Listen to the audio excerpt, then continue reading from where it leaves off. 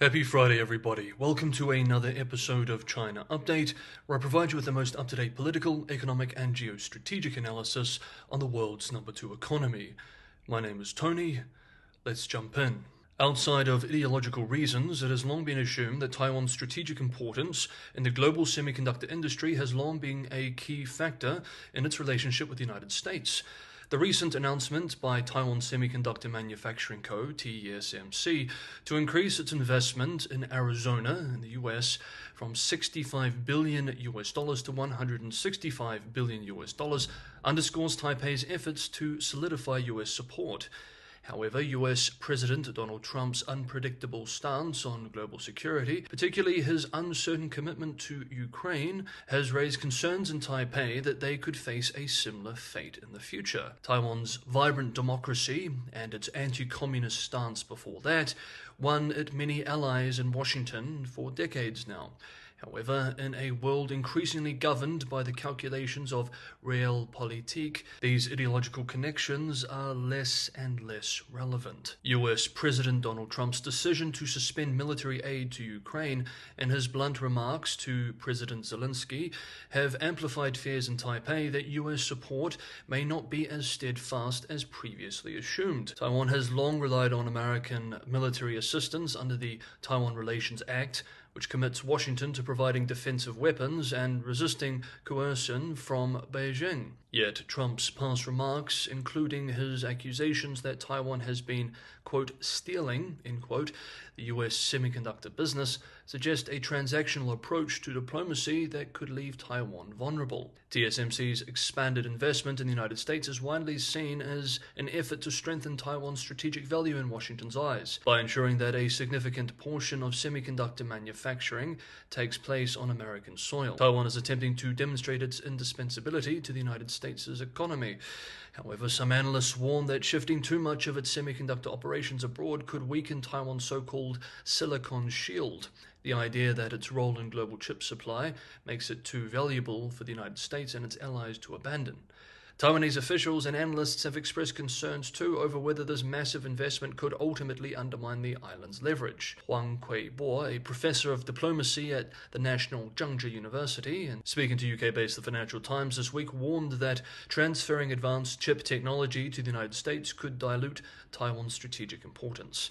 A recent poll indicated that 85% of Taiwanese citizens oppose the transfer of TSMC's cutting-edge 2-nanometer technology to the United States, with over 60% believing that Washington holds the upper hand in negotiations. It is worth taking a step back at this point and asking, apart from semiconductors and shared political values, are there deeper strategic values for Washington in defending Taiwan? Well, Jake Yeager, writing for War on the Rocks just a few weeks ago, argues very much yes. In his piece called US Officials Need to Explain the Stakes in Taiwan, Yeager makes several salient points. 1. Geostrategic interests over morality. US leaders should emphasize that Taiwan is strategically important to America, rather than relying on moral arguments about democracy and human rights, which may not justify long-term sacrifices. 2. Economic consequences of losing Taiwan. A Chinese attack on Taiwan would disrupt critical supply chains, especially for semiconductors, causing immediate economic harm to US citizens. The long-term economic damage would far exceed the costs of deterrence and defense. 3. Regional geopolitical impact. Losing Taiwan could lead US allies and partners to doubt American commitment, potentially shifting alignments in Asia. China's regional dominance could pressure Asia-Pacific economies, which make up a third of global GDP, to limit trade with the United States and reduce reliance on the US dollar. 4. Security threats to the United States. China's control of Taiwan would make US territories like Guam and the northern Mariana Islands vulnerable. China could expand its military presence into the Western Hemisphere, tying down US forces and threatening homeland security. Indeed, it would be like the Empire of Japan at the start of World War II, only this time it would be several times more populous than the United States and have a much larger economy than the Empire of Japan at that time as a percentage of the American economy. And 5. Military and strategic considerations. The best way to deter China, it is argued in the piece, is to deny its ability to seize Taiwan rather than outmatching its resolve. If China's amphibious and commercial transport capabilities are destroyed, it cannot invade Taiwan. Bombing alone cannot achieve victory. Meanwhile, Taiwan is ramping up its defense efforts. President Lai Ching-te has pledged to increase defense spending to 3% of GDP, with additional arms procurement agreements, including a $10 billion package for advanced military equipment. Yet some US officials argue that Taiwan should be investing significantly more in its own defense. This week on Tuesday, Elbridge Colby, US President Donald Trump's nominee for Undersecretary of Defense for Policy, the number 3 position in the Pentagon, told a Senate confirmation hearing that Taiwan is, quote, very important to the US, end quote, but it is not in, quote, existential interest, end quote, arguing that Taiwan needs to increase its defense spending to around 10% of gross domestic product. He also called for Japan to increase its defense spending to 3% of GDP. Colby has long advocated for the US to reduce its engagements in Europe and the Middle East to focus on China, but his commitment to the defense of Taiwan seems to have softened in recent years. He has attributed this shift to the, quote, dramatic deterioration of the military balance with China, end quote. Hey guys, if you're getting some value from today's episode of China Update and you'd like to be on top of similar updates in the future, maybe consider subscribing. It's also a big help if you can hit that like button. It's only 2 clicks of the mouse, but it is a huge help for the channel and its growth. Thank you so much. Next up, China's electric vehicle EV giant BYD has successfully raised $5.6 billion in Hong Kong's largest share sale in 4 years. This move also marks the biggest equity follow-up offering in the global automotive sector in a decade. The Warren Buffett-backed company sold 129.8 million shares at 335 Hong Kong dollars each, representing an 8% discount to its previous closing price. Despite a nearly 7% drop in BYD's Hong Kong listed shares following the announcement, the company's stock remains over 30% higher this year.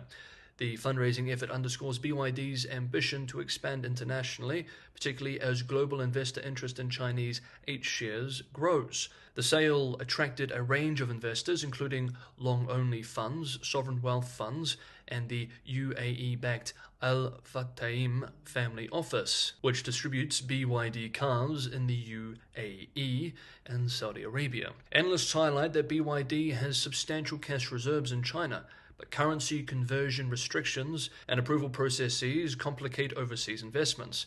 By raising capital through Hong Kong, BYD secures funds needed for its global expansion strategy, including new production facilities in Hungary, Turkey, and Brazil. China's foreign investment regulations have driven several homegrown firms to seek offshore listings. Leading EV battery producer CATL and automaker Chery have both filed for Hong Kong listings. BYD's latest capital infusion will enhance its technological capabilities and accelerate international growth. That is the hope, at least, positioning it as a formidable rival to Tesla in the global EV market. With strong backing from Middle Eastern investors, BYD continues to strengthen its footprint worldwide. Indeed, if I may share an anecdote, I was surprised when I returned to my hometown in New Zealand, a town of only 50,000 people, to find a BYD dealership. I spoke to the workers there. They said they had only opened for a few months and that BYD had been aggressively pushing into even the provincial parts of the New Zealand market.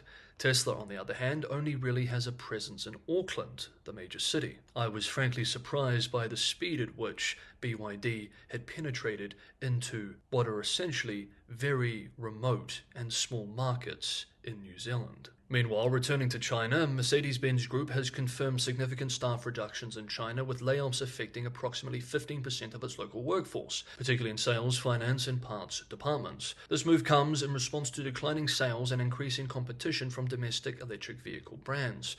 The German luxury automaker reported a 7% drop in Chinese sales last year, delivering over 714,000 vehicles. Global financial figures also reflected this downturn, with net profits plunging 28% and revenue declining 4%. To address these challenges, Mercedes-Benz is focusing on operational efficiency through digital transformation and restructuring efforts. The layoffs highlight the shifting dynamics of China's automotive market. Domestic brands such as Li Auto and NIO are gaining ground with advanced smart car technologies, prompting Mercedes-Benz to enhance its local research and development initiatives. Last September, the company announced a $1.9 billion investment with Chinese partners to expand its regional product lineup. This includes a locally developed and exclusive revamp of the GLE SUV. As the competition intensifies, Mercedes-Benz restructuring efforts aim to secure its position in the evolving landscape of China's luxury car market. And while we're discussing global car makers having issues in the China market, Tesla Inc. is grappling with a significant downturn in China, one of its most crucial markets, as its China-made wholesale deliveries fell to a 30-month low in February. The company shipped just 30,688 vehicles last month, marking a staggering 49% decline from a year earlier, according to preliminary data from China's Passenger Car Association. This represents the lowest monthly tally since July 2022 and signals a sluggish start to the year following 62,238 deliveries in January. The decline in China aligns with a broader trend of slipping global sales for Tesla, particularly in Europe and Australia. While electric vehicle sales surged industry-wide, Tesla's deliveries in Australia, for example, plummeted 72% in February. The company's struggles have been exacerbated by CEO Elon Musk's increasing involvement in politics, which has potentially alienated some buyers. Meanwhile, Tesla faces mounting competition from Chinese manufacturers, particularly BYD, which reported a record-breaking 318,000 electric and hybrid passenger vehicle sales last month, reflecting a 161% year-on-year increase. The rise of BYD and other local automakers offering advanced driver assistance systems and cost-effective alternatives poses a formidable challenge to Tesla's dominance. Eric Han, a senior manager at Soleil, an advisory firm in Shanghai, told Hong Kong-based South China Morning Post this week, quote, "Chinese rivals have been putting pressure on Tesla with their new models. Indigenous brands also offered steep discounts to enhance their vehicles' attractiveness to local consumers." End quote. Additionally, Tesla briefly halted production in February to upgrade its Shanghai facility for the latest Model Y release, contributing to the lower output. With shares already down 32% this year, the company must navigate intensifying competition and shifting consumer preferences to regain momentum in the world's largest auto market. Now, with all that said, it is not all bad for foreign brands in China. Toyota looks to grab a bigger share of the world's largest EV market as it takes aim at BYD and other low-cost leaders. On Thursday, yesterday, Toyota launched its cheapest EV in China, the BZ3X, starting at roughly $15,000. The new electric SUV crashed Toyota's China service with over 10,000 orders in an hour. Okay, that is today's episode of China Update. Thank you so much, everybody, for watching. Have a good Friday, have a restful weekend, and I will see you all tomorrow.